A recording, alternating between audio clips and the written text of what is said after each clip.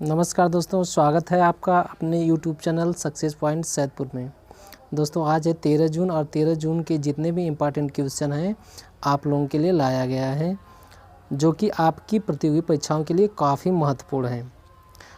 और 12 जून के current affair के क्वेश्चन का सही जवाब विमल चौहान, विनय भारती, अश्विनी चौहान व अन्य लोगों ने सही दिया है।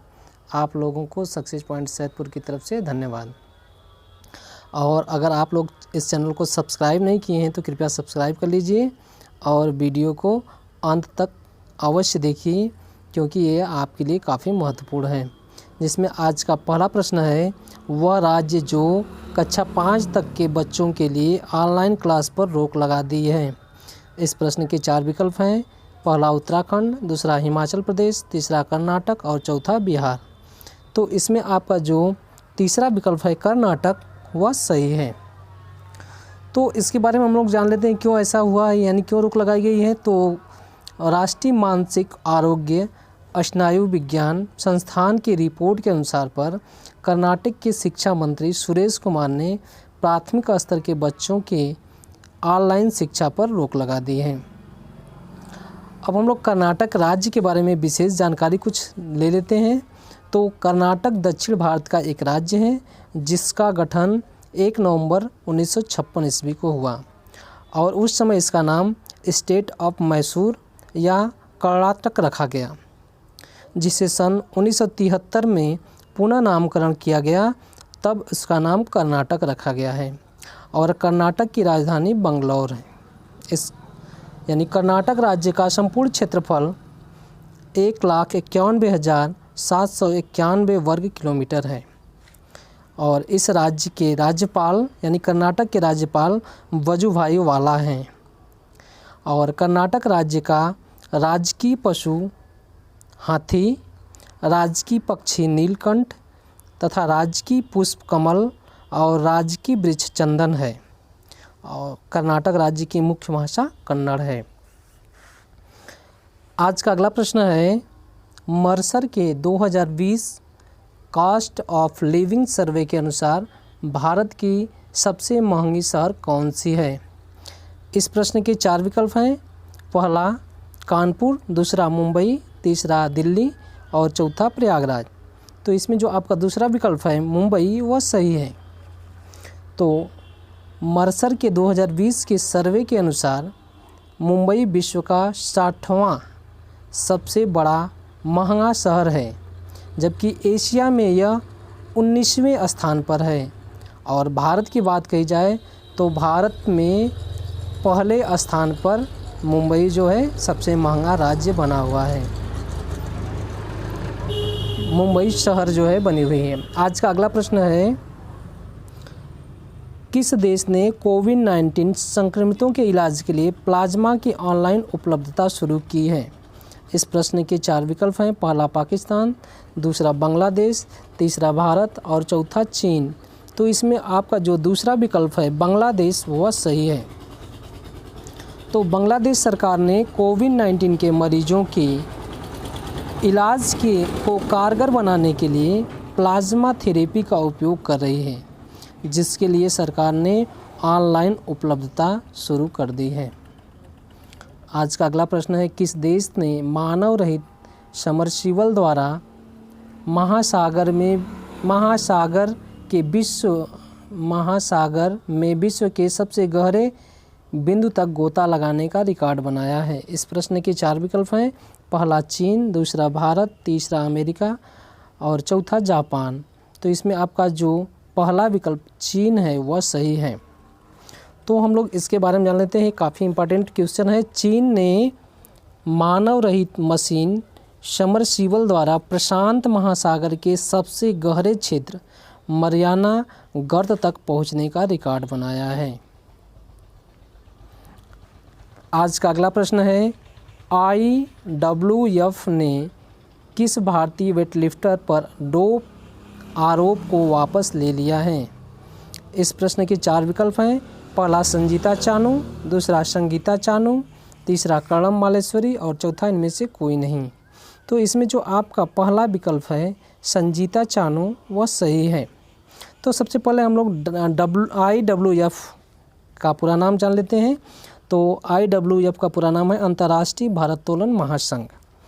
और IWF ने खुमकचम संगीता चानू जो भारत की एक भारोत्तोलन खिलाड़ी हैं, इन्होंने राष्ट्रमंडल खेलों में 48 किग्रा तथा 53 किग्रा में स्वर्ण पदक दिलाया है और ये भारत के मणिपुर राज्य से संबंधित हैं।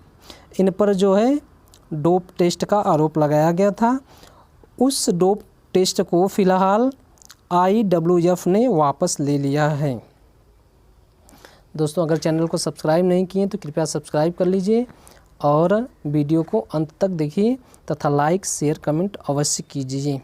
आज का अगला प्रश्न है, केंद्र सरकार ने प्रधानमंत्री कृषि सिंचाई के अंतर्गत ड्रॉप मोर क्रॉप के मद में राज्यों को कितने रुपए आवंटन किया है? इस प्रश्न के 4 विकल्प हैं। पहला 1000 करोड़, दूसरा 2000 करोड़, तीसरा 4000 करोड़ और चौथा 5000 करोड़।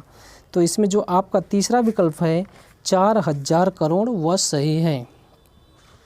तो ड्रॉप मोर क्रॉप का तात्पर्य हर जल की बूंद से अधिक उपज प्राप्त करना है, अर्थात इस योजना का तात्पर्य ड्रॉप सिंचाई के माध्यम से उपज को बढ़ाना है। इस योजना के अंतर्गत केंद्र सरकार ने राज्यों के लिए 4000 करोड़ रुपए जारी किए हैं। आज का अगला प्रश्न है, रेटिंग एजेंसी फीच ने 2021-22 में भारत का विकास दर कितना रहने का अनुमान लगाया है?